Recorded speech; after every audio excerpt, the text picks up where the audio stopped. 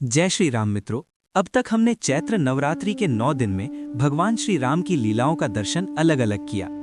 आइए इस वीडियो में हम एक साथ पूरी रामायण का सार देखेंगे। समय के साथ पृथ्वी पर अधर्म बढ़ने लगा। राक्षसों के राजा रावण का आतंक चारों दिशाओं में फैल गया था। उसकी शक्ति इतनी बढ़ चुकी थी कि देवता भी भयभीत हो गए थे। सभी देवता मिलकर ब्रह्मा जी के पास पहुंचे। उन्होंने प्रार्थना की, प्रभु रावण के अत्याचारों से पृथ्वी त्राही त्राही कर रही है। तभी भगवान शिव माता पार्वती को राम अवतार की कथा सुनाते हैं। रामचरितमानस में गोस्वामी तुलसीदास लिखते हैं कि भगवान का अवतार केवल दुष्टों के विनाश के लिए ही नहीं, बल्कि भक्तों की रक्षा के लिए भी होता है। तब देवताओं की प्रार्थना सुनकर भगवान विष्णु ने वचन दिया, मैं अयोध्या में राजा दशरथ के घर जम लेकर रावण का अंत करूंगा। धरती पर उस समय अयोध्या नगरी में महान राजा दशरथ का शासन था। धर्म, न्याय और मर्यादा से भरी अयोध्या भगवान के अवतार के लिए सबसे योग्य स्थान थी। जैसे माता शैलपुत्री शक्ति और स्थिरता का प्रतीक हैं, वैसे ही भगवान राम धर्म की स्थिर स्थापना के लिए अवतरित हुए। राम अवतार हमें सिखाता है, जब भी संसार में अन्याय बढ़े, धर्म की रक्षा के लिए किसी न किसी रूप में दिव्य शक्ति अवश्य प्रकट होती है। प्राचीन समय में सरयू नदी के तट पर स्थित अयोध्या नगरी में महान राजा दशरथ का राज्य था।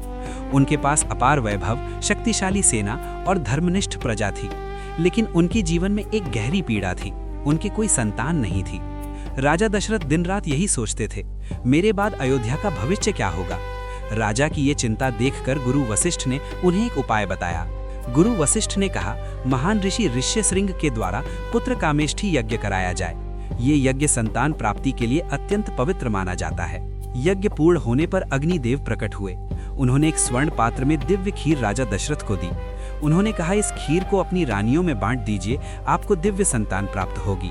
राजा दशरथ ने वो दिव्य खीर अपनी 3 रानियों कौशल्या, कैकेयी और सुमित्रा को प्रदान की। समय बीतने पर वो पावन क्षण आया। चैत्र मास की शुक्ल पक्ष की नवमी तिथि को अयोध्या नगरी में भगवान श्री राम का दिव्य जन्म हुआ। रामचरितमानस में इस क्षण का वर्णन अत्यंत सुंदर शब्दों में किया गया है।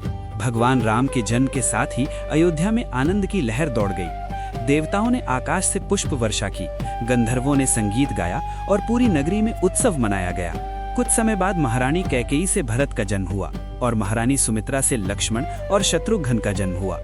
माता ब्रह्मचारिणी तपस्या और भक्ति का प्रतीक हैं। भगवान राम का जीवन भी हमें यही सिखाता है, धैर्य, त्याग और धर्म का मार्ग। भगवान राम के जन्म के बाद अयोध्या नगरी मानो स्वर्ग बन गई थी। राजा दशरथ अपने चारों पुत्रों राम, भरत, लक्ष्मण और शत्रुघ्न को देखकर अत्यंत प्रसन्न रहते थे। बालक राम का रूप इतना मनोहर था कि जो भी उन्हें देखता उनका भक्त बन जाता। उनकी मुस्कान, उनकी सरलता और उनकी दिव्य आभा सभी के हृदय को मोह लेती थी। चारों भाइयों में सबसे विशेष प्रेम था राम और लक्ष्मण के बीच। लक्ष्मण बचपन से ही राम के बिना एक पल भी नहीं रह पाते थे। जब समय आया तो गुरु वशिष्ठ ने चारों राजकुमारों को शिक्षा देना प्रारंभ किया। उन्होंने वेद, शास्त्र, धनुर्विद्या और धर्म के सिद्धांत सिखाए। बालक राम केवल वीर ही नहीं थे, वे अत्यंत दयालु और करुणामय भी थे। अयोध्या के लोग कहते थे, ये बालक केवल राजा का पुत्र नहीं, स्वयं भगवान का अवतार है। अयोध्या की प्रजा राम को अपने हृदय का राजा मानने लगी थी। बच्चे उनके साथ खेलना चाहते थे, बुजुर्ग उन्हें आशीर्वाद देते थे और महिलाएं उन्हें देखकर भाव विभोर हो जाती थी। माता चंद्रघंटा साहस और शांति का प्रतीक हैं। भगवान राम की बाल लीलाएं भी हमें यही सिखाती हैं, साहस के साथ विनम्रता और करुणा।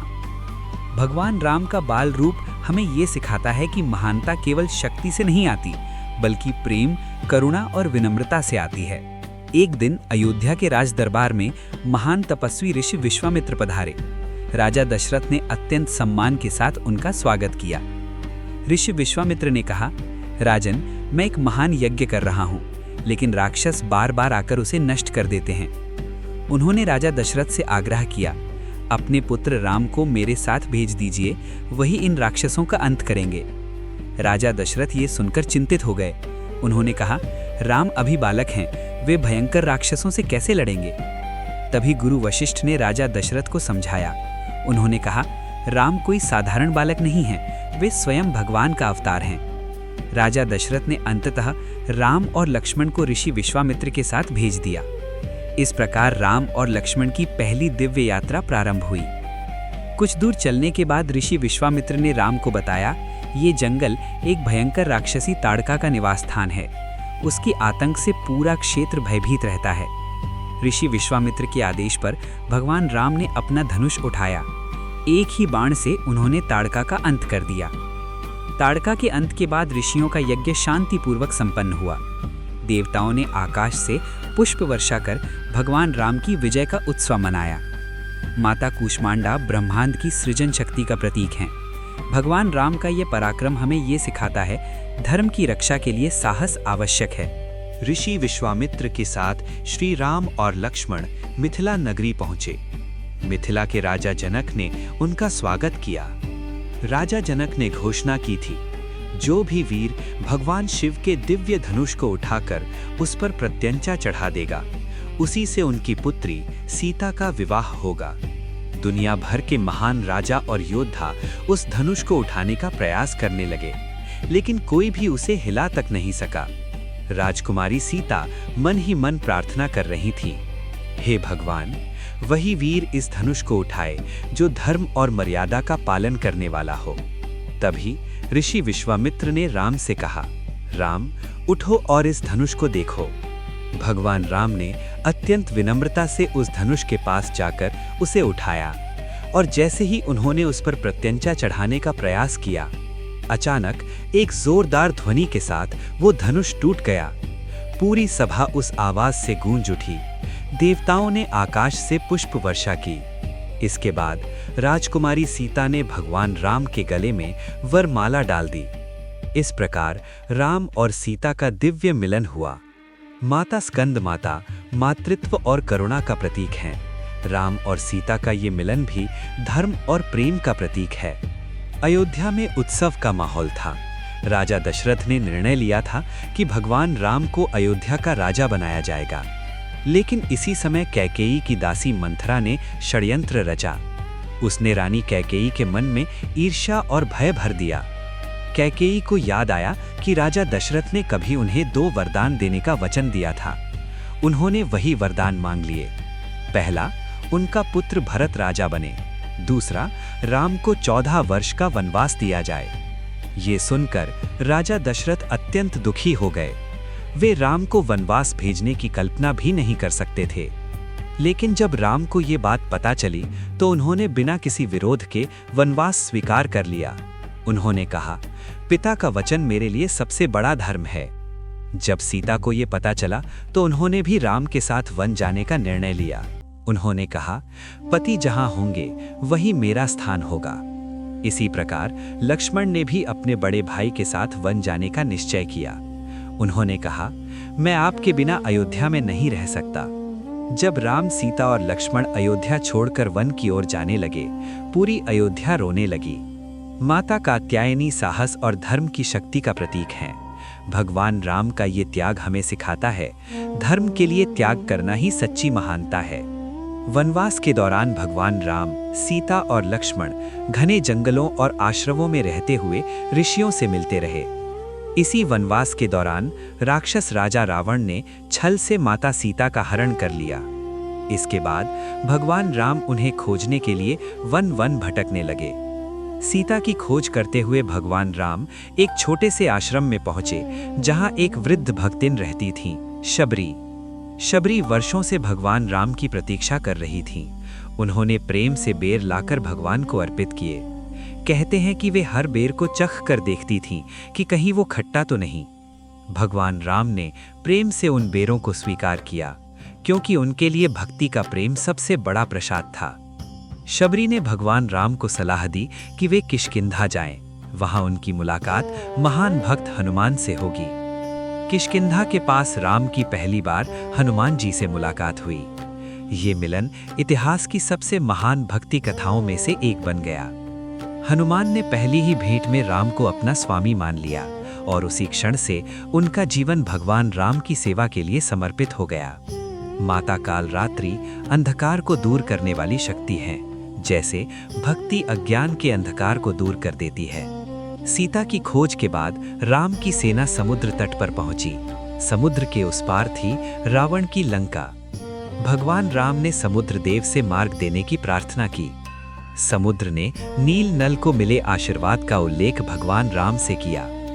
तब वानर सेना ने समुद्र पर पत्थरों से पुल बनाना शुरू किया। ये दिव्य पुल आज राम सेतु के नाम से प्रसिद्ध है। पुल बनने के बाद राम की सेना लंका पहुंच गई। युद्ध की तैयारी शुरू हो गई। लंका में भयंकर युद्ध शुरू हुआ। वानर सेना और राक्षस सेना के बीच कई दिनों तक भीषण संघर्ष हुआ। इस युद्ध में हनुमान ने अद्भुत वीरता दिखाई। उन्होंने कई राक्षसों को पराजित किया और राम की सेना की रक्षा की। अंततः वो क्षण आया जब भगवान राम और रावण आमने सामने खड़े थे। दोनों के बीच भयंकर युद्ध हुआ। अंत में भगवान राम ने दिव्य ब्रह्मास्त्र चलाया। उस बाण से रावण का अंत हो गया और अधर्म पर धर्म की विजय हुई। माता महागौरी पवित्रता और विजय का प्रतीक है। भगवान राम की विजय भी धर्म की पवित्र शक्ति का प्रतीक है। रावण के अंत के बाद लंका में शांति स्थापित हुई। भगवान राम ने रावण के भाई विभीषण को लंका का राजा बनाया। इसके बाद भगवान राम, माता सीता और लक्ष्मण अयोध्या लौटने की तैयारी करने लगे। वे सभी दिव्य पुष्पक विमान में बैठकर अयोध्या की ओर प्रस्थान करने लगे। उधर अयोध्या में राम के भाई भरत उनकी प्रतीक्षा कर रहे थे। जब भगवान राम अयोध्या पहुंचे तो पूरे नगर में उत्सव मनाया गया। हर घर में दीप जलाए गए। इसके बाद भगवान राम का राज तिलक हुआ और अयोध्या में राम राज्य की स्थापना हुई। राम राज्य का अर्थ था जहां न्याय हो, जहां सत्य हो, जहां प्रजा सुखी हो और जहां धर्म सर्वोच्च हो। आज का दिन राम नवमी भगवान राम के जन्म और उनके आदर्श जीवन की स्मृति में मनाया जाता है। माता सिद्धिदात्री सिद्धि और पूर्णता का प्रतीक है। जैसे भगवान राम का जीवन धर्म की पूर्णता का प्रतीक है। भगवान राम का जीवन हमें सिखाता है धैर्य, त्याग, भक्ति और धर्म। अगर हम इन मूल्यों को अपनाएं तो हर घर में राम राज्य स्थापित हो सकता है। अगर आपको ये दिव्य कथा पसंद आई हो तो वीडियो को लाइक करें और हमारे चैनल भक्ति आत्मा सागर को सब्सक्राइब जरूर करें। जय श्री राम।